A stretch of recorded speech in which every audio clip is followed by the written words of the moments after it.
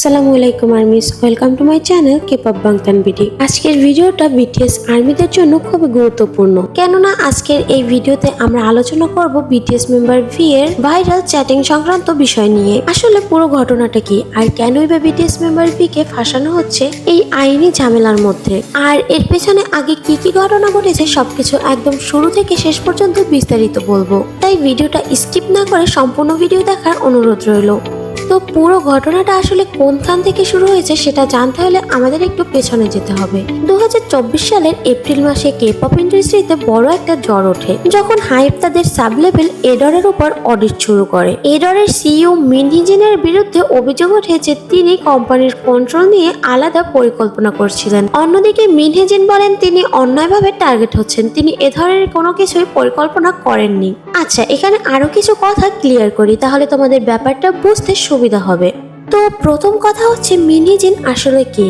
মিন হিজিন হচ্ছেন কোরিয়ার বড় ক্রিয়েটিভ ডিরেক্টর এবং মিন হিজিন ছিলেন এডর লেভেলের সিইও যারা নিউজেন্স গ্রুপ পরিচালনা করে। তবে এডরের মেইন মালিকানা কিন্তু হাইবেরই। হাইব এবং মিন হিজিনের মধ্যে বিরোধ শুরু হয় মূলত হেয়ার শোল্ডার চুক্তি নিয়ে। কোম্পানির নিয়ন্ত্রণ ও প্রজেক্ট নিয়ন্ত্রণের মতবিরোধ হয়। তো 2024 সালে হাইব যখন এডরের উপর অডিট শুরু করে তখন এই দ্বন্দ্ব খুব দ্রুত মিডিয়ায় ছড়িয়ে পড়ে। প্রেস কনফারেন্স, অভিযোগ, পাল্টা অভিযোগ সব মিলিয়ে পরিস্থিতি খুব উত্তপ্ত হয়ে যায়। সেই সময় এডরের গ্রুপ নিউজেন্সকে নিয়েও অনেক আলোচনা হয়, কারণ তারা সরাসরি ওই লেভেলের অধীনে আছেন। তাছাড়াও মিন হিজিন বলেছিলেন বিটিএসরা নাকি তার আইডিয়া চুরি করে তারপরে তাদের কনসেপ্ট তৈরি করে, কিন্তু এটা নিছক একটা হাস্যকর কথা ছাড়া আর কিছুই না। তারা যদি অন্যের আইডিয়া চুরি করে কনসেপ্ট তৈরি করত তাহলে তারা আজ বিশ্বজুড়ে এত সম্মান, এত ভালোবাসা আর এত বড় সাফল্য অর্জন করতে পারতো না। এখন কথা হচ্ছে এই আইনি ঝামেলার মধ্যে বিটিএস কে, বিশেষ করে ভি কে কেন টানা হচ্ছে। আসলে 2024 সালে যখন এই ঝামেলা চলছিল তখন ভি এবং মিন হিজিনের মধ্যে কাকাওটকের মাধ্যমে কিছু পার্সোনাল চ্যাটিং হয়। তবে পার্সোনাল বলতে কিন্তু কোনো প্রেম ভালোবাসার চ্যাটিং হয়নি। তারা তখন ওই বিষয়টা নিয়েই কিছু পার্সোনাল আলোচনা করেছিলেন। আলোচনাটা ঠিক ছিল এমন যে ভি যার দোষ দেখেছে বা যার ভুল দেখেছে সেটাই শুধু ওই চ্যাটিং এ বলেছিল। মানে মিন হিজিনকেও তার নিজের ভুলটা ধরিয়ে দিয়েছিল এবং হাইবের যে ভুলটা ছিল সেটাও ভি উল্লেখ করেছিল।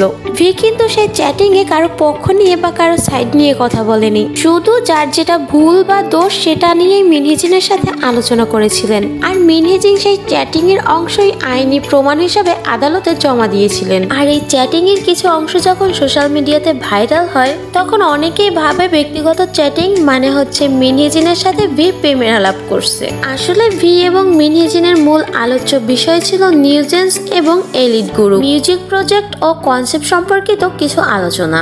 তবে যখন এই ব্যাপারটা ভীষণভাবে ভাইরাল হয় তখন ভি এর চোখেও পড়ে এবং ভি এই বিষয়ের উদ্দেশ্যে তার ইনস্টাগ্রাম আইডিতে একটা স্টোরি পোস্ট করেন। স্টোরিটাতে লেখা ছিল, এটা শুধু ব্যক্তিগত আলাপ, আমি কাউকে সমর্থন করতে চাইনি, আর অনুমতি ছাড়া কথোপকথন আদালতে ব্যবহার করায় আমি অবিশ্বাস্যভাবে অবাক হয়েছি ও এখনো আমি অস্বস্তি বোধ করছি। মানে মিন হিজিন তার এবং ভি এর আলোচনাটা আদালতে তোলায় ভি ভীষণ অবাক হয়েছে এবং অস্বস্তি বোধ করেছেন, কারণ ভি কখনো ভাবতেই পারেনি মিন হিজিন এই কাজটা করবে। আর ভি এই ব্যাপারটাকে ব্যক্তিগত বলার কারণ হচ্ছে সে একমাত্র মিন হিজিনের সাথে এই ব্যাপার নিয়ে আলোচনা করতে চেয়েছিল এবং চেয়েছিলেন এই আলোচনাটা তার এবং মিন হিজিনের মধ্যেই থাকবে। কিন্তু অসভ্য মহিলা ভি এবং হাইবের সাথে খারাপ সম্পর্ক করার জন্য সমস্ত চ্যাটিং গুলো আদালতে প্রমাণ হিসাবে জমা দিয়ে দেয়। আর বিশেষ করে ভি নিজেকে এই আইনি ঝামেলা থেকে দূরে রাখার জন্যই মূলত স্টোরিটা পোস্ট করেছিলেন।